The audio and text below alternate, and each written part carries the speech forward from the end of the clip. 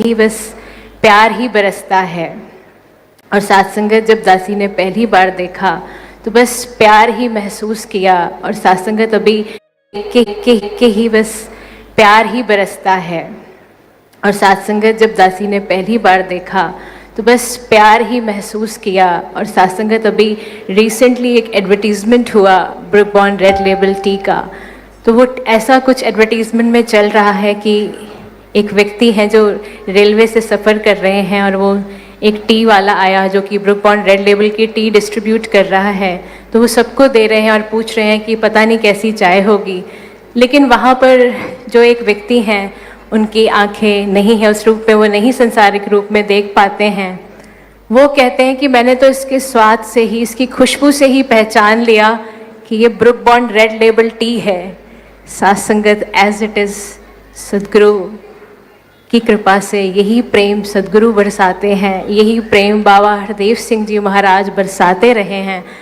जितने भी साथ संगत 36 ईयर्स का जिक्र होता है, जब भी संतों से बात करो तो बस एक ही बात कि बाबा जी हर पल प्यार से बोलना, प्यार से बैठना, प्यार से खाना, हर चीज़ में प्यार का मिश्रण बाबा जी सिखाते रहे हैं।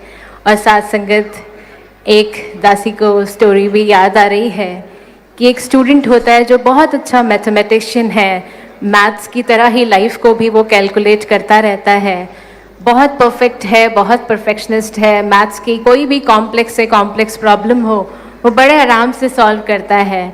लेकिन एक दिन उसने कहीं पोस्टर पे पढ़ा कि प्रेम ही जीवन है। अब वो परेशान है कि प्रेम ही जीवन है।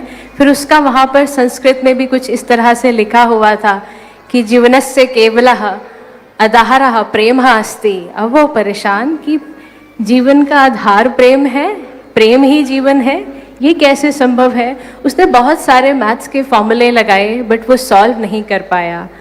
अब वो परेशान होकर कहीं जाता है, देखता है कोई इसका जवाब दे, तो उसको कोई समझ नहीं आता, तो वो अपने गुरु के पास जाता है और उनसे ये प्रश्न करता है कि मैंने आज इस तरह से ये पढ़ा, मैंने बड़ा कैलकुलेट किया बट मुझे समझ नहीं आया कि ये प्रेम ही जीवन है, ये कैसे पॉसिबल है। तो फिर उसको समझाते हैं कि सबसे पहले ना आज एक फॉर्मूला लिख के जाओ और अपनी लाइफ के एपिसोड्स में उसको अप्लाई करना, तब ये कैलकुलेट होगा। तो फिर वो भी सदगुरु भी जानते थे कि मैथमेटिशियन है, इस तरह ही समझेंगे, तो फिर वो फॉर्मूला देते हैं कि spiritual love is equal to A plus C plus S minus E. यानी सात्संगत A से एक्सेप्टेंस, C से कंपैशन, S से सरेंडर और माइनस करना है जो ये E यानी जो ईगो है इसको माइनस करना है। अब जब सात्संगत वो ये फॉर्मूला लिख लेता है, उसको कहते हैं कि अब आपने इसको प्रैक्टिकली अप्लाई करना है, क्योंकि आप तो मैथ्स के सारे सॉल्यूशंस निकालते हो ना प्रैक्टिकली, वैसे ही लाइफ में भी इसको प्रैक्टिकली निकालना है, अप्लाई करना है। अब सात्संगत वो जाता है, सोचता है, विचार करता है कि एक्सेप्टेंस का सबसे फॉर्मूला नंबर A सबसे पहले दिया गया है, A को लाया गया है। तो वो अपनी माता की तरफ देखता है कि जो माँ है, कभी कभी जब वो बहुत सी गलतियाँ भी कर देता है या उनकी कोई बात भी नहीं मान रहा होता, तो भी माँ जो होती है वो माफ़ कर देती है और उसको समझाते हुए उसको बताती है, उसको कभी ऐसा नहीं फील कराती कि आपने ऐसा क्यों कर दिया या उसको एक्सेप्ट नहीं करती। तो वो वहाँ से एक गुण लेता है अपनी माँ से कि एक्सेप्टेंस इस फॉर्म में होनी चाहिए। फिर सात्संगत कुछ दूर चलता हुआ जा रहा होता है तो देखता है कि रास्ते में एक प्राणी है जिसकी इंजरी हो गई है किसी दुर्घटना के कारण। अब बाकी सब लोग उसको छोड़ के बस रीले वीडियो बना के जा रहे हैं, लेकिन उसका ध्यान जाता है कि मुझे गुरु ने कहा था कि A के बाद प्लस C भी करना है, कंपैशन भी रखनी है, दया भी दिखानी है, तो पता चलेगा कि प्रेम अंदर जा रहा है आपके।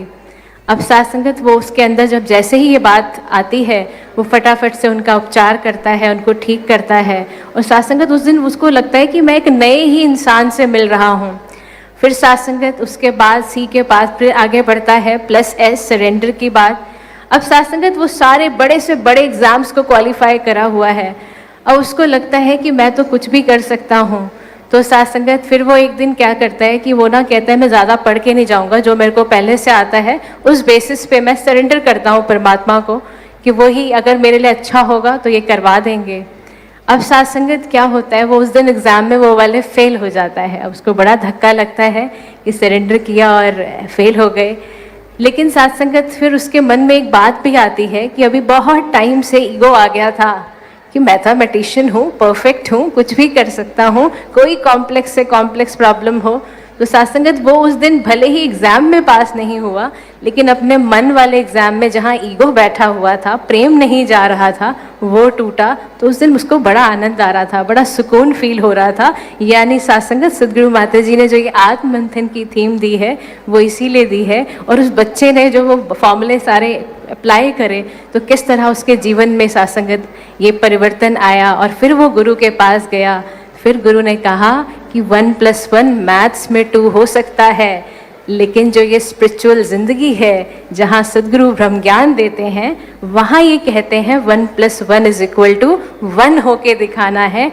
तो ये प्यार है, प्यार में कोई ड्वेलिज्म ना आ जाए, प्रेम सिर्फ सात्संगत ऐसा हो कि मैं एक प्रेम में भीगी रहूं इनकी। तो सात्संगत वो हरदेव, संपूर्ण हरदेव वाणी की भी जैसे लाइन है कि गुरसिखों के लिए सदैव सदगुरु का प्रेम है। सात्संगत ये सिर्फ हर परिस्थिति में गुरसिख के साथ प्रेम ही निभाते हैं।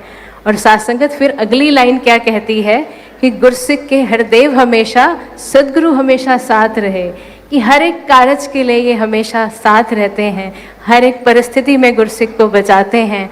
और अंत में सदगुरु माता जी, निरंकारी राजपिता जी, दासी बचपन से एक लाइन रटती थी, आज दिल से निकल रही है जी, आप जी एक्सेप्ट करना कि हम बालक हैं आपके, आप हमें स्वीकार करना, हर पल ये गुण आपके हम गाते रहें, ये वंदन स्वीकार करना, ये प्यार स्वीकार करना। और साथ संगत ये प्यार के साथ हमेशा सदगुरु माता जी ये शीश झुके रहें, ये शीश झुके रहें, प्रेम से कहना धन्यकार जी।